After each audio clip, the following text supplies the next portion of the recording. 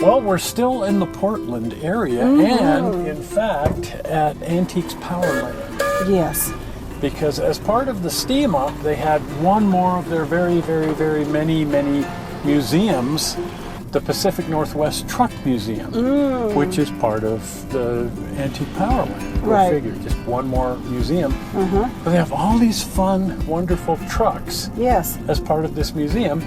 And it's actually in large part why we came to the event in the first place.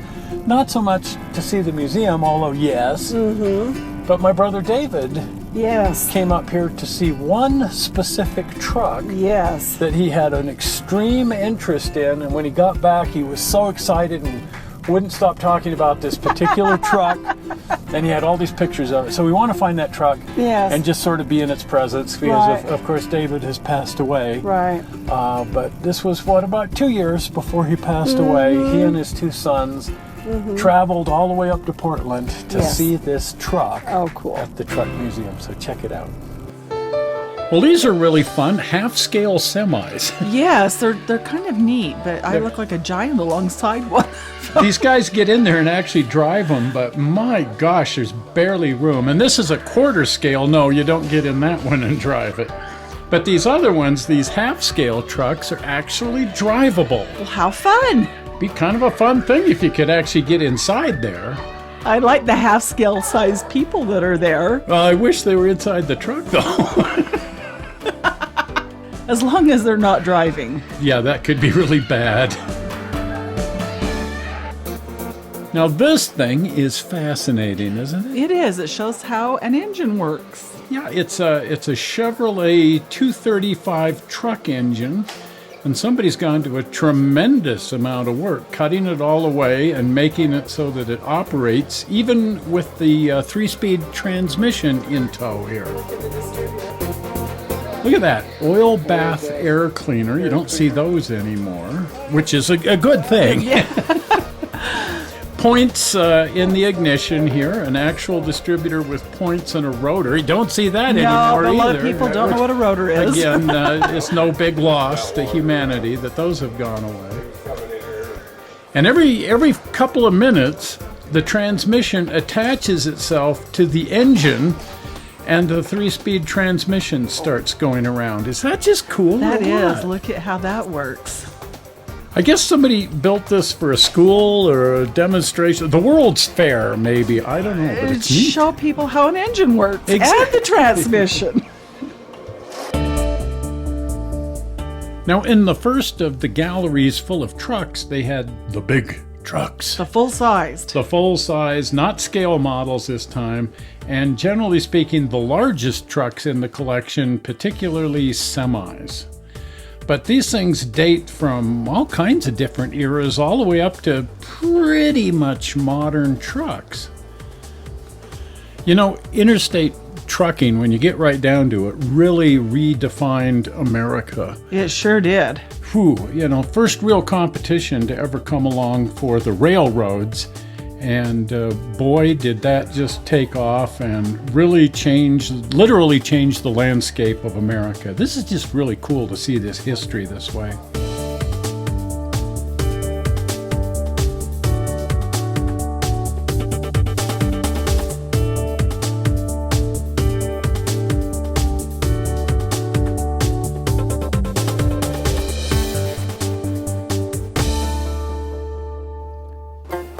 Now, in this gallery, they've got the really, really old iron. Ah, look at this. This is my favorite stuff.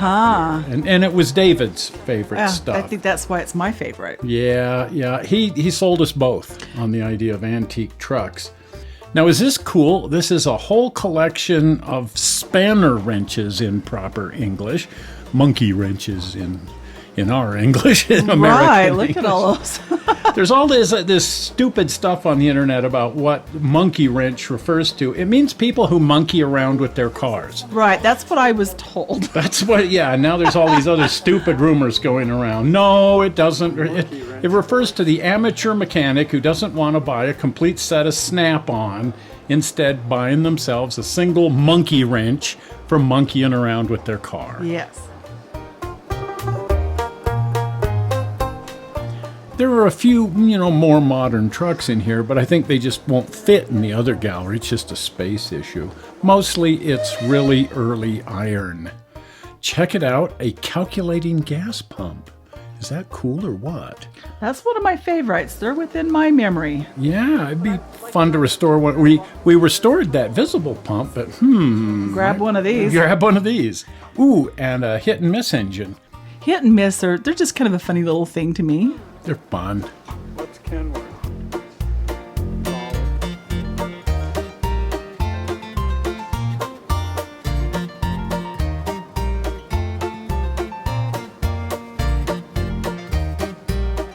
Here's Ford's version of a truck, the Model TT, like a Model T, but T-truck.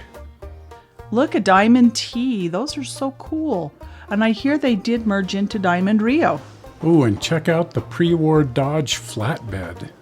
I'm always struck by how many names you don't recognize in a car museum. So many companies went out of business.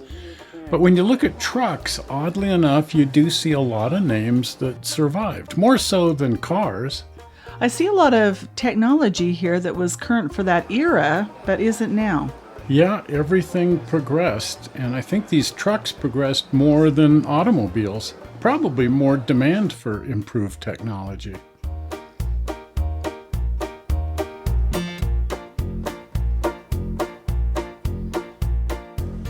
Now this is just a little weird. It's a hearse. Wow, they're trying to confuse that with the horse-drawn era, I think. I guess so. It does look a lot like a... Okay. Yeah, okay, didn't need to see that. I love to see the hard rubber tires, but I sure hate riding in a car with them. Ow! Ooh, there's the truck that David came to see. Oh, wow, look at that. The Maxwell.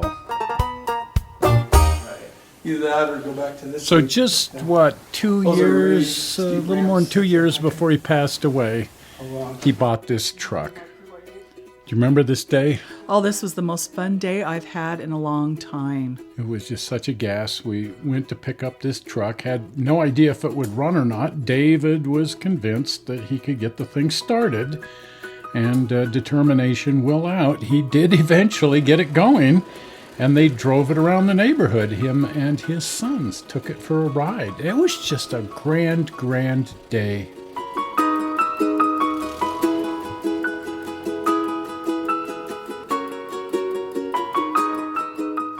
So, of course, immediately he started doing work on it. He wanted to get it restored, and he knew it was mostly complete, but he had some questions. And then he found out they had one of these things there at the Pacific Northwest Truck Museum.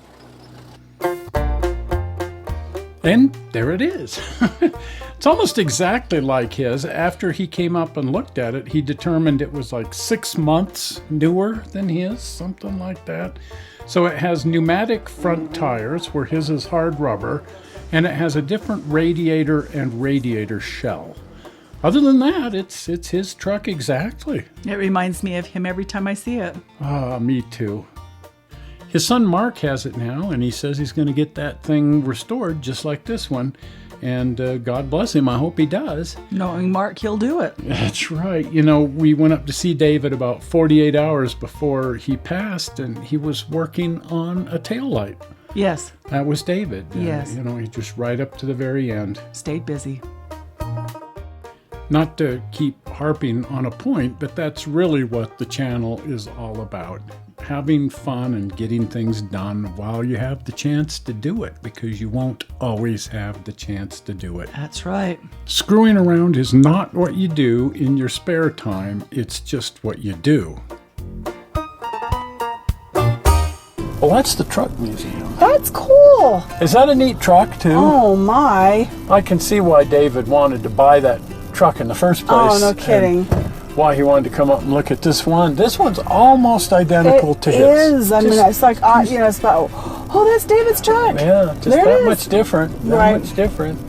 Yeah, pretty much the same truck. But Oh, boy, that he was- came back and he brought back parts, too. He did. It was fun. He found somebody that had another one of those trucks, so Yeah. I guess they're around, and he Here brought and back there. a whole ton of parts. Fun day.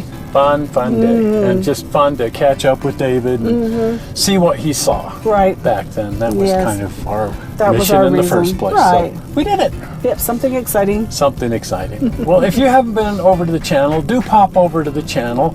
And while you're over there, you can binge watch all kinds of train videos and car videos and just people screwing around. stuff. People screwing around Yes. is what it is. Yep. All kinds of different screwing around. Yes. And the easy way to get over to the channel and to become a subscriber, if you're not a subscriber, Right. is with the blue subscribe button. Are you ready? Zoink. That button right there that says subscribe, that's the subscribe button. Well, we're not sure how you found this movie on the internet. I hope you didn't find it boring. And we will see you here again in a couple of days. See you. Bye-bye. Bye-bye.